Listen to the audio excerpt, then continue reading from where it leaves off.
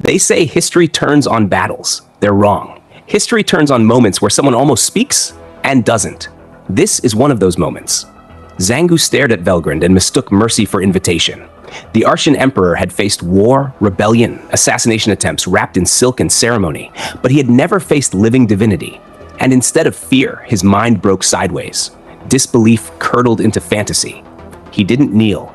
He didn't retreat. He smiled. Destiny, he thought, had finally chosen him. With the blood of divinity, he declared, voice shaking with conviction, Archa will reach greater heights than ever before. I will claim you as my empress. That was the instant the room died. No shout, no explosion, no fury. Velgrynd said nothing, and that silence was worse than annihilation. Her expression emptied, as if the woman standing there had been replaced by memory itself. Divine pressure flooded the hall. Not violence, not attack, but existence asserting itself. It crushed pride before bone. Knees hit marble. Breath vanished from lungs. Zangu finally understood, too late, that the myths weren't metaphors. Cities turned to glass. Kingdoms erased, not out of malice, but irrelevance. He had trespassed against something immeasurable. Panic rippled outward. Ministers froze mid-breath. The 7 sacred treasures felt catastrophe counting down in heartbeats. This wasn't politics anymore. This was extinction waiting for permission. And then, impossibly, salvation came from a man who lived to grovel. Kanji Yamamoto shouted, not wisely, not bravely, loud, indignant, deliberately wrong. He accused, deflected, reframed, weaponized incompetence like a shield. His voice cracked the moment just enough. Before Velgrynd could speak, before reality could finalize its verdict, that heartbeat mattered.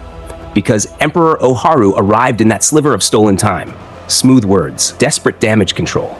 Zangu's madness was rebranded as a test, a misunderstanding, a lapse, a joke told by history too soon. It was an escape route. And Velgrynd saw it. I didn't want to think the descendant of Shin was that suicidal anyway, she said lightly. She smiled. The pressure vanished. Air returned. History pivoted without announcing itself. Generations later, Arshan textbooks wouldn't record divine annihilation. They would remember a bureaucrat who shouted at the right moment.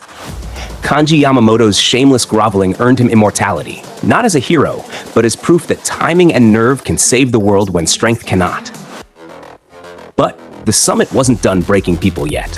The final delegation arrived without reverence, only suspicion. The Republic of Chinese fiefdoms didn't bow. They accused.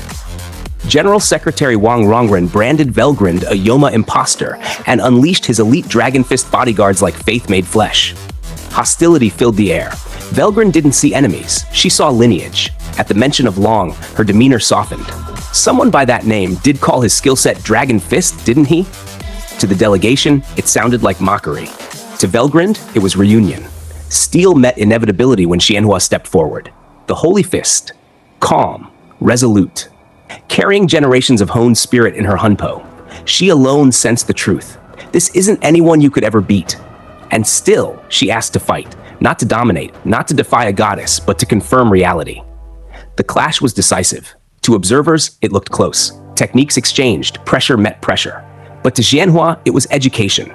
Velgrynd never struggled. She indulged, tested, guided, remembered. Every strike was a lesson passed down through centuries in a single exchange. When Xianhua finally yielded, doubt evaporated. Such wonderful strength, Velgrynd said, joy unmistakable. Nostalgic, genuine. Long's legacy had survived. Not as ritual, not as hollow form, but as refined will transmitted intact across generations. Suspicion collapsed into reverence, hostility into awe. The summit didn't end in blood, but in something rarer. A goddess smiling because something she once loved had endured. And then the confessions began. No speeches, no posturing, just truth. China revealed the depth of its collapse. Children taken first, then teachers. Co-workers, entire communities erased into leverage, 70% infiltration already complete. Rossium admitted its military had slipped beyond imperial control. Arsha confessed its crusade for domination had been engineered by the Yoma from the start. One by one, the rulers realized the same thing. None of them had acted freely. There was no blame left to assign, only recognition. George Hayes spoke quietly. If I put my family against my nation on the scales, my choice is going to be the same every time. But I'm not going to give up until the very end. Wang Rongren bowed. Magellan followed. Even Zangu, stripped of delusion, lowered his head. All roads led to Velgrynd. When strategy replaced confession, every gaze settled on her. The army minister finally voiced the truth none of them wanted. What do we do? Velgrynd didn't hesitate. You understand that any military deployment is meaningless, right? She was right. Fleets didn't matter. Borders were fiction. Deterrence meant nothing against enemies who conquered mines instead of cities. Naval lines could delay destruction, but not enslavement. The Yoma didn't want a scorched world. They wanted inheritance. Humanity's fate no longer hinged on armies.